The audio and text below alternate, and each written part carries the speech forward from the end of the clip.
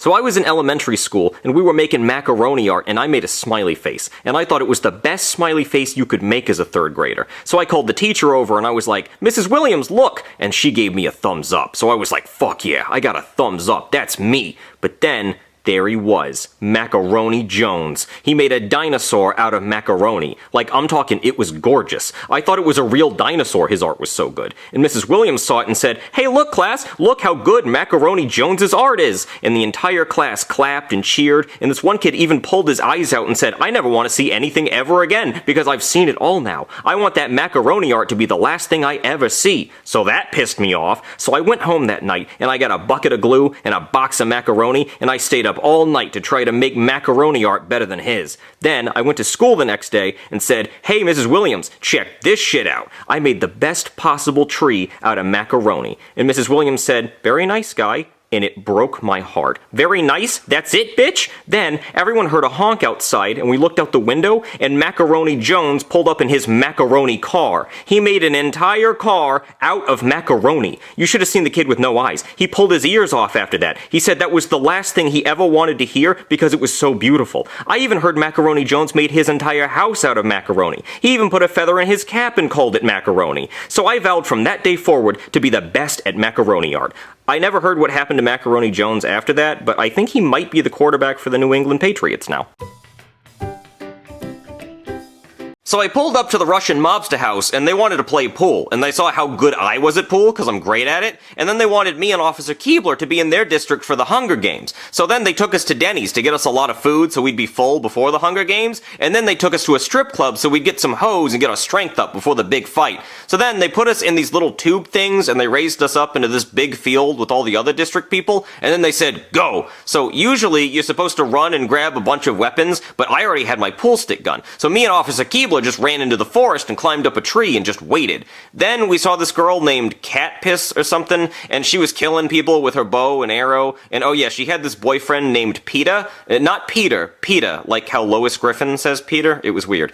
And then Keebler sneezed, so Cat Piss was gonna try to shoot us with her bow and arrow, so I shot this bee's nest full of deadly bees with my pool gun, and it fell and hit Peta on the head. So then I shot Cat Piss with my other last bullet from the gun, and she died. So then we just camped until there was one guy left, and Keebler said, "Yo, bro, it's 2v1, let's get him, he's definitely a bot." But I didn't have any weapons or mats, all I had was a chug jug. So Officer Keebler runs up on him with confidence and gets his shield taken off, and the guy starts building Empire State Buildings, and Keebler yelled, "Bro, he's real, he's real!" And then Officer Keebler got sniped, so I was running around, and the guy jumped down and tried to shoot me, but he died from fall damage, so I won the Hunger Games.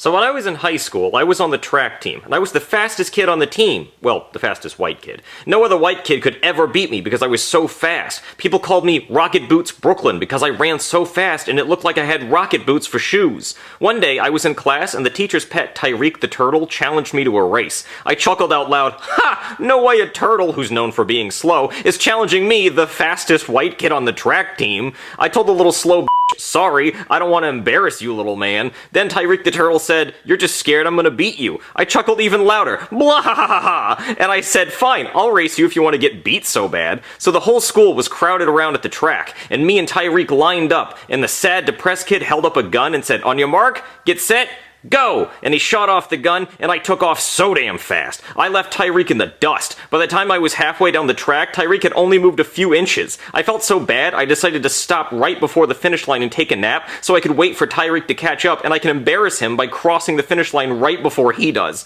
But I fell asleep too long, and I woke up to Tyreek crossing the finish line. The whole school was laughing at me. I lost to a fucking turtle. I was kicked off the track team, and all the black kids never talked to me again.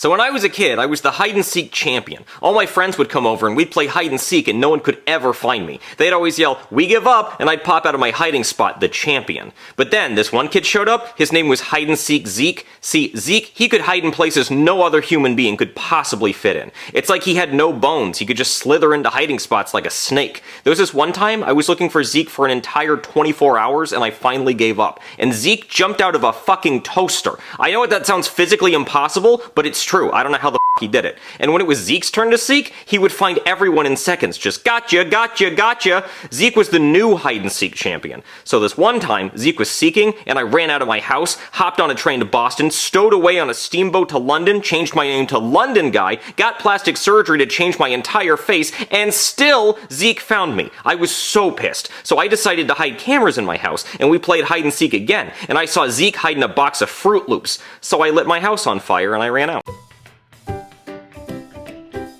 So I was in high school, and it was St. Patrick's Day, and I was wearing all the green. Green pants, green shirt, green shoes, green hat, everything. I even ate green snow cones so my shit would be green. No one was pinching me that day, except this kid named Diddley. He pinched me even though I was wearing green, but I just punched him in the face. Anyway, I was in class pinching any kid that wasn't wearing green, and they couldn't say shit because they weren't wearing green, and I caught them. So after I was done pinching the whole class, I saw the perfect victim, Mrs. Thickums, my sex ed teacher. She had the fattest ass. I'm talking a huge dumpy. Humpty Dumpty sat on a wall, and the wall was her ass. Everyone in school wanted to know if it was firm or juicy, and I noticed she wasn't wearing green, and I thought, today's the day I finally find out what Mrs. Thickums' ass feels like. She was handing out tests from last week, and when she got to my desk, I looked her up and down to make sure she wasn't wearing green, and she wasn't, so I pinched the hell out of her ass, and it felt like jello. I pinched it a few more times, and I even gave it a smack, and then she turned around and yelled, "Brooklyn Guy, principal's office, now!" And I said, "But Mrs. Thickums, you aren't wearing green, and you're double caked up on a Tuesday." So she said, "I am wearing green," and she pulled down her pants and showed me her green thong. And man, I wasn't even mad I got suspended for 2 weeks. That was the greatest day of my life.